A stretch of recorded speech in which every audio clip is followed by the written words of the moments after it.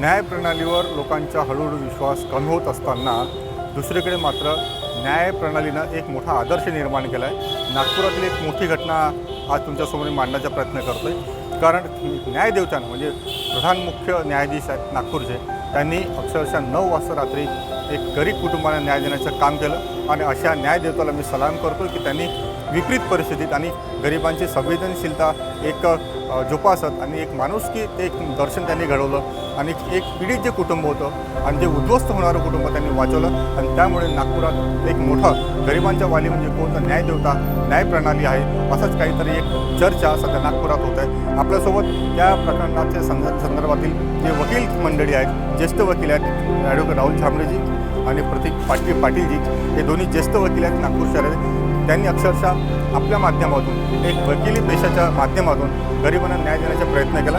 नेमकं जाणून घेऊया नेमकं प्रकरण काय आहे। सर, नेमकं प्रकरण काय आहे आणि कशा प्रकारच्या न्यायदेवतांनी एक न्याय देण्याची भूमिका वठवली, काय प्रकरण काय? प्रकरण अब्दुल जहीर यांचं आहे। हे तिथे मागील 85 वर्षापासून राहत आहे। ती जागा रेल्वे बनते की माझी आहे आणि ती जागा महाराष्ट्र शासनाची आहे। नेमका झगडा महाराष्ट्र शासन आणि रेल्वेचा असायला पाहिजे, पण महाराष्ट्र शासनाला कुठल्याही निर्णयाला चॅलेंज करत नाही, कुठलाही आदेश करस्पॉन्डन्स करत नाही, फक्त ते जहीर कुटुंबांना प्रताडित करत असते। त्यासाठी त्यांनी 2022मध्ये न्यायालयीन प्रक्रिया सुरू केली। आज तो प्रक्रिया सुरू होती।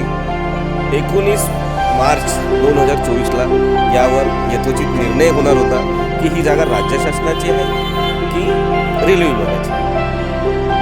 मीनवाईल जेव्हा हा जजमेंटसाठी जेव्हा क्लोज झाला मॅटर, त्या दिवशी तीनही पक्षांना बोलवण्यात आलं कोर्टात आणि तीनही पक्षांना मौखिक सांगण्यात आले की आता 19 तारखेपर्यंत कुणीही कुठलीही प्रकारचे कारवाई एकामेकावर करायची नाही। 19ला तुमचा निर्णय या न्यायालयातून होणार आहे। हे ऐकून रेल्वेचे वकील, राज्य शासनाचे वकील व आम्ही तिथून निघून गेलो।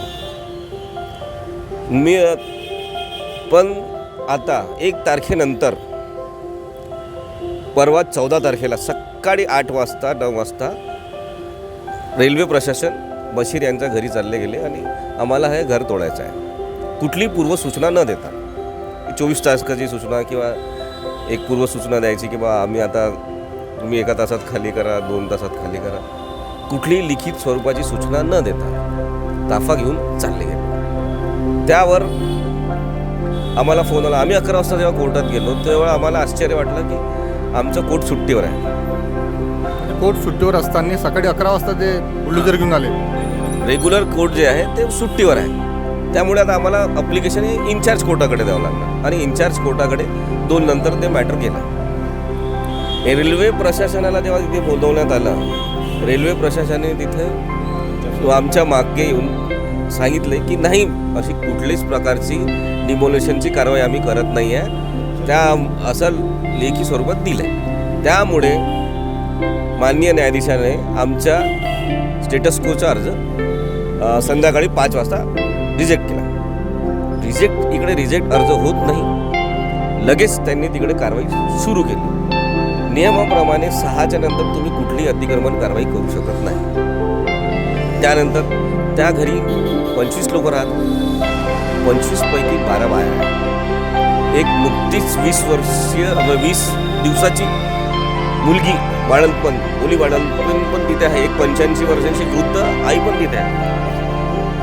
या सगळ्यांना RPFने फोर्सफुली इलिगली बाहेर हकललं। 6च्या नंतर कुठलीच कारवाई करणार। त्यानंतर यांचा फोन आला की हे लोक कुठल्याच प्रकारचं आम्हाला ऐकायला तयार नाही, तुमच्याकडे जर मनाई आदेश असेल तर घेऊन या, नाहीतर आम्ही थांबणार नाही।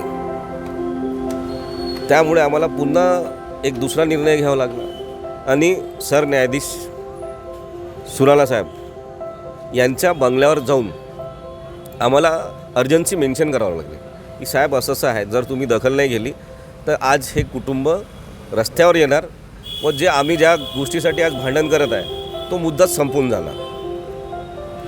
सुराणे साहेबांनी गंभीर दखल घेत लगेच न्यायालयाला, ज्या न्यायालयात प्रकरण होतं त्या न्यायालयाला आदेश दिले इंचार्ज कोर्टाला की आम्ही आताच्या आता यांना पाठवत आहे, त्यावर तुम्ही तात्काळ उचित निर्णय घ्यावा, न्यायभूमिक निर्णय घ्यावा व आदेश लगेच देण्यात यावा. रात्री 9 वाजता 9 वाजता त्या बंगल्यावर गेलो होतो आम्ही. कोर्ट बंद झालेला होता, 6 वाजता कोर्ट बंद झाला होता. त्यानंतर रात्री 10 वाजता आम्हाला मनाई आदेश मिळाला. मनाई आदेश आम्ही मग त्यांना पाठवला. तेव्हा जाऊन ते त्यांनी काम बंद केलं, पण त्यांनी तोपर्यंत 60% त्यांचं घर पाडून टाकलं. 60% त्याने पाडून टाकलं होतं. मग त्यानंतर दुसऱ्या दिवशी जेव्हा कोर्टात आले, म्हणजे इकडे मारायचं नाटक करायचं, तिकडे रडायचं नाटक करायचं सारखं, तिथे ॲफिडेविट देत आहे की बा आम्ही कुठलीच कारवाई करत नाही आहे. मग रात्री का केली तुम्ही? सकाळी जर तुम्हाला ॲफिडेविटच फाईल करायचं होतं कोर्टात, तर मग रात्री कारवाई का केली? आणि कोर्टाला कशासाठी तुम्ही मिसलीड केलं की आम्ही कुठलीच कारवाई करत नाही आहे? तुम्हाला ओरली कोर्टाने मेन्शन केल्यानंतरही तुम्ही कोर्टापुढे सुट्टी गेल्यावर दुसऱ्या कोर्टापुढे जाऊन सांगता की नाही असा कुठलाच आदेश नाही आहे. हे प्रकरण एकदम गंभीर स्वरूपाचे आहे. पण प्रधान न्यायाधीशाच्या हे लक्षात आल्यामुळे आमचं 60% घर आज वाचलं. 40% वाजलं, 40% आज घर वाचलं. दुसऱ्या दिवशी मग कोर्टात हिअरिंग झाली.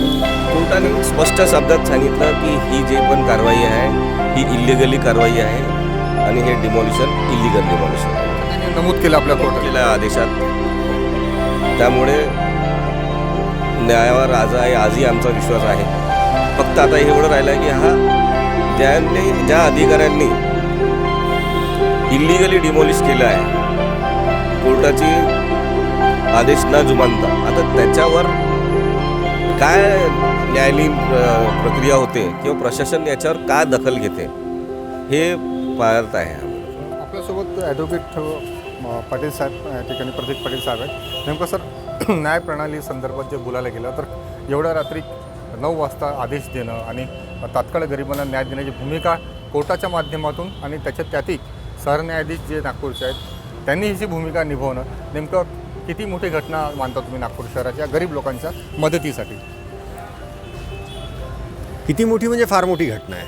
आजपर्यंत आपल्या समाजात एक गोष्ट प्रचलित आहे की जर क्लायंट मोठा असला तरच न्यायप्रणाली कार्यान्वित होते आणि जर क्लायंट गरीब असला किंवा तो जर छोटा असला तर न्यायप्रणाली ही कार्यान्वित नसते किंवा ती त्यांच्या कॉजकडे झोपलेली राहते.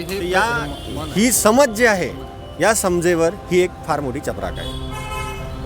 आणि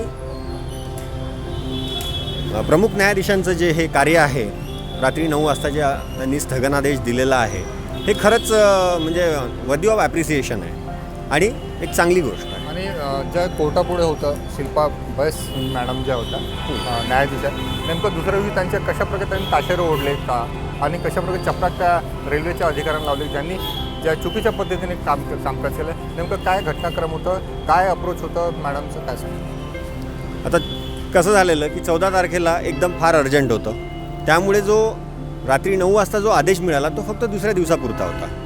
कारण की त्यामध्ये मिसलीड केलेलं होतं रेल्वे प्रशासनाने की आम्ही कुठलीच कारवाई करत नाही.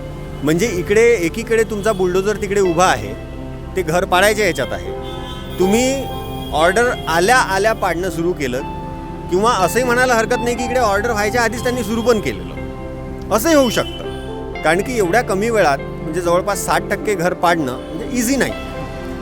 बरोबर आहे नक्की की दुपारी 2 वाजता कोर्टापुढे साक्ष देतात, मौखिक तिथे मान्य करतात की आम्ही कुठल्या प्रकारची कारवाई करणार नाही आणि लगेच सायंकाळी 6 वाजता नंतर 8 वाजता बुलडोजर घेऊन ते अतिक्रमण पाडण्याचं म्हणजे जे पक्के जे घर आहे ते पाडण्याचं एक षडयंत्र रेल्वेच्या अधिकाऱ्यांनी रचलं. त्यामुळे रोष व्यक्त करण्यात येत होता आणि त्यातच हे सगळं होत असताना, गरिबावर अन्याय होत असताना दुसरीकडे मात्र सरन्यायाधीश जे खुराना साहेब आहेत त्यांनी त्या गंभीर दखल घेऊन त्या गरिबांना न्याय देण्याची भूमिका वठवली.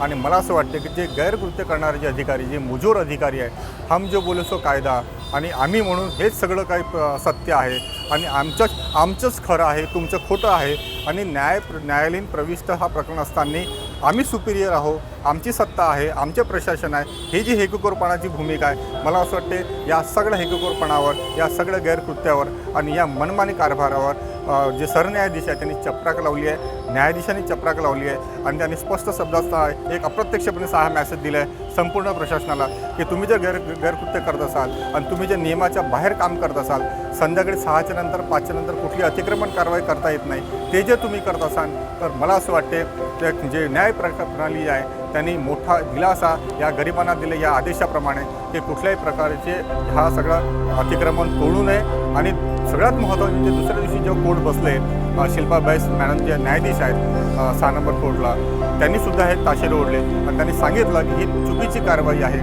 न्यायप्रणाली आमच्याकडे प्रकरण असताना असं कसं तुम्ही त्या ठिकाणी केलं आहे. त्यामुळे मला असं वाटतं की नागपूर शहरामध्ये मोठा एक चांगलं कार्य न्याय देण्याचं कार्य नागपुरात झालं आहे. आणि मला असं वाटतं की बा जे विश्वास हळूहळू जे उडत चाललेला आहे न्याय प्रणालीवर, आता मला असं वाटतं की या कुठंतरी आता एक चांगला पॉझिटिव्ह सकारात्मक संदेश या माध्यमातून सगळं समाजाला गेलेला आहे. आणि गरिबांचे वाली म्हणजे कोण तर न्याय देवता हा स्पष्ट अधोरेखित झालेला हा एक शब्द आहे. आणि मला असं वाटतं की कुठेतरी गरिबांसाठी न्यायप्रणालीचे दारं हा नेहमी उघडे आहेत. आणि रात्रीचे 10 वाजता 9 वाजता जे आदेश होत असेल आणि गरिबांना न्याय देण्याची प्रक्रिया जर राबविली जात असेल तर मला वाटतं या न्याय देवताला सलाम केलेलंच कधीही सांगतो.